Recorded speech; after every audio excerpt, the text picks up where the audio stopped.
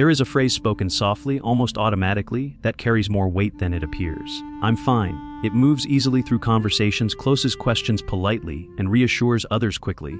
Yet often, it is not a truth. Behind it, emotions remain unnamed. Fatigue stays hidden. Pain waits patiently. Saying I'm fine, when one is not, is rarely about dishonesty. It is about survival, about protecting relationships, preserving identity, and maintaining control in a world that does not always know how to hold vulnerability. These individuals feel deeply, but reveal selectively. Their silence is not emptiness. It is management, and over time, this small sentence becomes a language of its own, one that speaks of strength, fear, loyalty, and unspoken longing. This is the psychology behind those two quiet words. The words leave the mouth almost before the question is finished. How I'm fine. There is no pause, no internal scan, no checking in with what is actually present. The phrase arrives fully formed, rehearsed by years of repetition. It fits neatly into conversation, smooths the exchange, and allows everything to move forward without interruption. For many people, I'm fine is not a response, it is a reflex. It is spoken in passing, in hallways, over messages, across dinner tables. It asks nothing of the listener and offers nothing that requires care. It keeps emotional traffic flowing. On the surface, it sounds reassuring, but beneath it, something is often held back. The people who say, I'm fine, when they're not, are rarely unaware of their inner state. They feel the heaviness, the tension, the quiet fatigue. But the translation from feeling to language is interrupted, not because they cannot name what they feel, but because they have learned not to. I'm fine becomes a protective phrase, a boundary disguised as politeness. Socially, it is rewarded. The world moves faster when no one stops to explain themselves. Honesty takes time. Vulnerability requires attention. I'm fine keeps things light, manageable, predictable. Over time, this phrase becomes a form of emotional compression. Complex inner experiences are flattened into something easily digestible. Not for accuracy, but for ease. There is often a belief underneath it: if I say more, I will burden someone. Or if I open this door, I won't know how to close it. Or simply, this is not the place. So the truth is deferred. Again and again, the danger is not in the phrase itself, it is in the repetition. When I'm fine becomes the default, it begins to create distance, not only from others, but from the self. Emotions that are not acknowledged externally start to lose their shape internally. They remain felt but unnamed, known but unprocessed. Over time, this can lead to a quiet confusion: am I okay, or am I just used to not saying otherwise? There is also identity embedded in this habit. Some people are known as the steady ones, the ones who don't complain, the ones who are always okay. I'm fine becomes a role to maintain. Breaking that role feels risky. If you stop being fine, who are you allowed to be? The phrase also serves as emotional triage. Not every moment requires full disclosure. Not every feeling needs to be shared. But when I'm fine is used indiscriminately, it stops being a choice and becomes a reflexive concealment. This reflex is often invisible to others, but internally it can feel like a small betrayal repeated daily, a quiet override of the body's request to be acknowledged. The cost is subtle. Relationships remain functional but shallow. Support remains available but unused. Emotional needs remain legitimate but unmet. I'm fine closes a door, gently, politely, repeatedly. And eventually, the person saying it may forget what it feels like to leave that door open. Not because they don't want to be understood, but because they've learned how much easier it is not to be. No one is born saying, I'm fine, when they're not. The habit forms slowly, shaped by early emotional environments and the quiet lessons learned about what is safe to share. For many, it begins in childhood. Not necessarily in trauma, but in subtle patterns of response. A child expresses sadness and the room grows uncomfortable. A child shows anger, and the reaction is correction rather than curiosity. A child cries, and the message, spoken or unspoken, is to calm down quickly. Over time, the child learns that emotions are manageable only when they are small, when they pass quickly, when they do not require others to pause. In some homes, emotional expression was met with dismissal. You're overreacting. It's not that bad. In others, it was met with overwhelm. Caregivers who were already stretched thin had little capacity to hold more. The child learned to protect them by minimizing their own needs. I'm fine becomes a form of loyalty. In other cases, the habit forms through role assignment. Some children become the responsible one, the helper, the emotionally steady presence in a volatile environment. Their needs become secondary to the role they play. To need less is to stabilize the system. This role is rewarded, praised, trusted, and slowly it hardens into identity. Being fine becomes synonymous with being good. Attachment patterns deepen this habit. When closeness feels conditional, available only when one is easy to care for, emotional suppression becomes adaptive. The child learns that vulnerability risks disconnection, so feelings are filtered. Curated, deferred, cultural context matters too. Many environments value resilience, stoicism, and self-sufficiency. Emotional restraint is framed as strength, expression is framed as weakness, especially for those expected to carry responsibility early. In these contexts, "I'm fine" is not avoidance. It is competence. There is also the experience of being misunderstood. Some people learned that when they did share honestly, their emotions were minimized, misinterpreted, or turned into problems to be fixed. Over time, sharing felt unsafe, not because of rejection, but because of distortion. Silence felt more accurate. By adolescence, the habit is mostly invisible.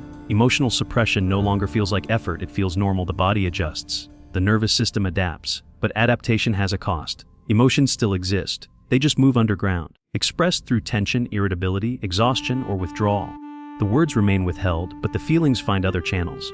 Importantly, this habit is rarely conscious. People do not decide to hide. They simply default to what once protected them. "I'm fine" is not a lie in these cases. It is a compromise between honesty and safety.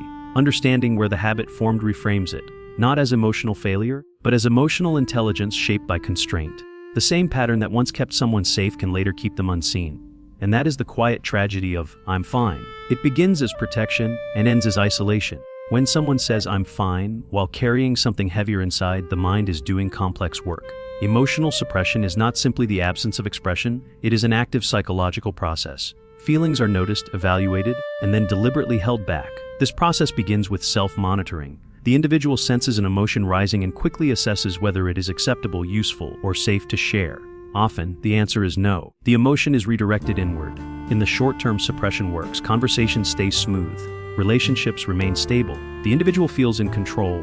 This is why the habit persists. It is effective. But suppression is not the same as regulation. Regulation allows emotions to move through awareness and resolution. Suppression halts them midstream.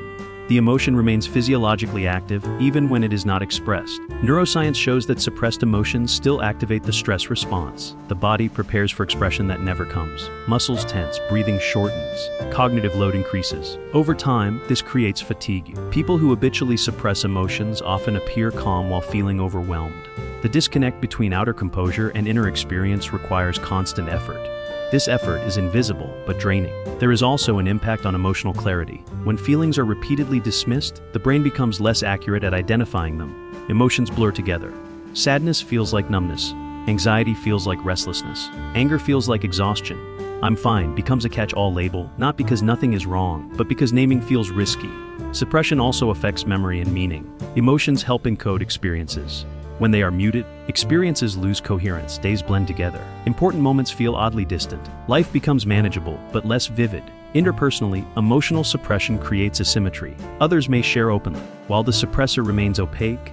This can foster distance even in close relationships, not because of lack of care, but because of lack of access. The suppressor often becomes the listener, the supporter, the one who holds space, but rarely occupies it. There is also a moral layer. Many people who say, "I'm fine," believe they should be able to handle things on their own. Needing help feels like failure. Expressing pain feels indulgent. This belief reinforces the habit. Psychologically, suppression can coexist with high empathy. These individuals are often attuned to others' emotions while disconnected from their own. They read rooms well. They adjust quickly. But they struggle to ask for care. Over time, the cost accumulates. Suppressed emotions do not disappear. They resurface indirectly through irritability, withdrawal, or sudden emotional flooding when capacity is exceeded. This is why breakdowns often surprise others. They always seemed fine. They were not fine. They were functional. Emotional suppression trades honesty for stability. In some contexts, this trade is necessary. In others, it becomes self-erasure. The psychology behind "I'm fine" is not weakness. It is adaptation taken too far. Understanding this reveals the core dilemma: how to remain safe without disappearing. And that tension between expression and containment sets the stage for the quiet conflict that follows. For those who always say, "I'm fine," strength is not a performance. It is a requirement they have internalized. Being okay is not just how they appear. It is how they believe they must be. Inside, a conflict runs quietly. One part longs to be seen, to speak honestly, to let someone notice the weight being carried. Another part intervenes quickly, warning of consequences. Don't make it awkward. Don't overwhelm them. Handle it yourself. This is not indecision. It is self-protection negotiating with longing. The identity of being strong is often built through necessity. When others depended on them, when stability was required, when there was no room for emotional fluctuation. Strength became a survival strategy. Over time, it stopped feeling like a choice. This creates guilt around vulnerability. Expressing pain feels like a burden, like asking for more than one is allowed. Even when others offer care, accepting it can feel uncomfortable, undeserved. There is also fear of collapse. Many who suppress emotions worry that if they begin speaking honestly, everything will spill out at once, that there will be no stopping it. Silence feels safer than the unknown depth of what might surface. So they contain. Containment becomes a form of control. As long as emotions remain unspoken, the self remains intact. Relationships remain stable. But containment comes with loneliness. Even surrounded by people, there is a sense of being unseen. Known for reliability, not reality. Loved for steadiness, not truth. This loneliness is particularly painful because it exists within connection. The conflict deepens when others assume competence equals capacity. The strong one is rarely checked on, rarely questioned deeply. Their "I'm fine" is believed. This reinforces the habit. There is also resentment, though it is rarely acknowledged. A quiet frustration at being the one who holds everything together, at being expected to cope endlessly, at being invisible in one's own struggle. But expressing resentment would violate the role, so it is redirected inward. This inner conflict often manifests physically. Tension in the shoulders, tightness in the chest, chronic fatigue. The body carries what the voice does not. Emotionally, it can show up as sudden overwhelm triggered by small events. The suppressed weight finds cracks. Despite this, the desire to remain strong persists. Because strength, for these individuals, is not about pride, it is about safety. It once ensured survival, stability, or belonging. Letting go of it feels dangerous. So they live between two needs, the need to be honest and the need to remain intact. Neither is wrong, but holding both without resolution creates strain. The conflict is quiet, often invisible, but constant. They are not pretending to be fine, they are trying to be. And that effort to maintain strength without support slowly teaches the nervous system that vulnerability equals risk. This belief does not dissolve easily, but it does create pressure, and pressure seeks release, which is why eventually the words "I'm fine" begin to fracture. For a long time, "I'm fine" works. It holds, it contains, it keeps everything moving, until, quietly, it doesn't. The cracking moment is rarely dramatic. There is no single collapse that announces itself. Instead, small fractures begin to show. Fatigue that no amount of rest seems to touch. Irritability that feels out of character. A sudden urge to withdraw from conversations that once felt manageable. The words still come out, "I'm fine," but they feel heavier now, less convincing, even to the person saying them. This is often when emotional leakage begins. Feelings that were carefully contained find side exits, a sharp tone, a forgotten message, tears that arrive without warning. The body starts speaking where the voice has been silent. Burnout is a common expression of this stage.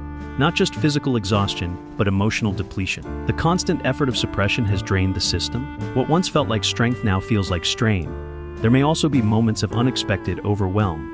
A minor inconvenience triggers a disproportionate reaction. The reaction itself becomes confusing. Why did that affect me so much? The answer lies not in the moment, but in the accumulation. Years of unsaid feelings do not disappear. They stack. Relationships may begin to feel distant. Others sense something is off, even if they can't name it. Or they remain unaware, continuing to rely on the person who has always been fine. This invisibility can deepen the hurt. Sometimes the crack appears as numbness. Not sadness, not anxiety, just a flatness, a loss of emotional color. This is not peace, it is the nervous system conserving energy by dulling sensation. At this stage, "I'm fine" no longer protects, it isolates. There may be moments of quiet grief, not for a specific loss, but for all the times care was needed and not received. All the times honesty was swallowed. All the versions of the self that stayed hidden to keep things stable. Importantly, these cracks are not failures. They are signals, the psyche indicating that the current strategy has reached its limit. Suppression is not infinite. This realization can be frightening. If being strong no longer works, what remains? Who holds things together now? For many, this is the first time they consider that strength might need to be redefined. Not as endurance, but as truth. Not as silence, but as presence. The cracks do not demand immediate disclosure. They do not force confession. They simply make it harder to continue pretending that nothing is happening. "I'm fine" begins to sound hollow. And in that hollowness, something important is revealed. The need to be held has not disappeared. It has only been postponed. The cracking moment is not an end. It is an invitation, a quiet one, to acknowledge that carrying everything alone has a cost, and that cost has finally come due. After the cracks appear, honesty no longer feels optional, but it still does not feel simple. For people who have lived behind "I'm fine," truth has never been the absence of words. It has been the absence of safety. So this stage is not about sudden openness. It is about careful permission. Learning to be honest safely begins internally. Before anything is spoken, something shifts inside. A quiet acknowledgement replaces dismissal. Feelings are allowed to exist without being immediately corrected or minimized. This alone can feel radical. For the first time, the question "how am I really?" is asked without pressure to resolve it. External honesty follows slowly, selectively, with discernment. Not everyone earns access to the inner world. This is not secrecy, it is self-respect. Vulnerability becomes intentional rather than reactive. Often honesty begins with small adjustments. A pause instead of an automatic, "I'm fine." A softer answer, "It's been a lot lately." Or simply, "I'm tired." These are not confessions, they are openings. What changes most at this stage is the definition of strength. Strength is no longer measured by how much one can carry alone, but by how accurately one can name what is heavy. Not everything needs to be shared, but something needs to be acknowledged. There is also a reeducation of the nervous system. The body learns, gradually, that truth does not automatically lead to rejection or collapse. That expressing discomfort does not destroy connection. That being honest can actually stabilize relationships rather than threaten them. This learning takes time. Old instincts intervene. The urge to retract, to apologize, to reassure others that nothing is wrong even while saying something is. These instincts are not obstacles. They are remnants of earlier survival strategies. They soften with repetition. Importantly, being honest safely does not mean becoming emotionally exposed. It means becoming emotionally aligned. There is a difference between oversharing and attuned sharing. The former seeks relief. The latter seeks connection. People in this stage often learn to sit with their feelings before speaking them, to understand their own experience enough to share it without overwhelm. This pacing preserves safety for themselves and for others. There is also grief here. Grief for how long honesty was delayed, for how much effort went into staying fine. This grief is not dramatic, it is tender and necessary. As honesty integrates, something surprising happens. The need to explain everything diminishes. When inner truth is acknowledged, it does not demand constant expression. Silence becomes chosen rather than forced. "I'm fine" may still be said, but now it is accurate when it is used. And when it is not, something else can be said instead. This is not transformation, it is reconciliation between inner reality and outer language. Learning to be honest safely does not dismantle strength, it refines it. Strength becomes the ability to remain present with one's truth quietly, selectively, and without apology. At some point, the words change. Not because they are banned or corrected, but because they no longer need to carry what they once did. "I'm fine" stops being armor. It stops being a reflex. It becomes one option among many, chosen with awareness rather than habit. There is a gentler rhythm now. A pause before answering, a brief inward check. Not to decide what will be acceptable, but to notice what is true. Sometimes the answer is still fine, and this time it means peace rather than endurance.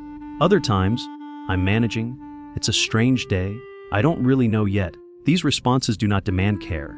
They simply allow reality to exist. This shift is subtle. Others may not notice it at all, but internally, it is profound. The self is no longer split between experience and expression. The nervous system softens. Not because life has become easier, but because it no longer has to be hidden. There is more quiet inside now. Not the numb quiet of suppression, but the spacious quiet of alignment. Feelings come and go without being immediately judged or concealed. Connection changes too. When honesty is selective but real, relationships feel steadier. There is less performance, less exhaustion, less distance created by being unknowable. Being known no longer feels dangerous, it feels grounding. This does not mean pain disappears. It means pain is no longer carried in isolation. Even when it remains private, it is acknowledged internally, and that acknowledgement matters. "I'm fine" once functioned as a bridge between self and world, a way to move forward without disruption. Now, other bridges exist, stronger ones, quieter ones. The person who once said, "I'm fine" out of necessity has not vanished, they have evolved. Their strength remains, but it is no longer rigid, it breathes. There is dignity in this transition, not loud, not announced, but deeply human. Because the most meaningful honesty is not dramatic disclosure. It is the steady permission to be real, even when reality is unfinished. And when "I'm fine" is spoken now, it no longer means "leave me alone" or "don't look closer." It means exactly what it says. Nothing hidden, nothing swallowed, nothing held back out of fear. Just a life being lived with a little more room to breathe.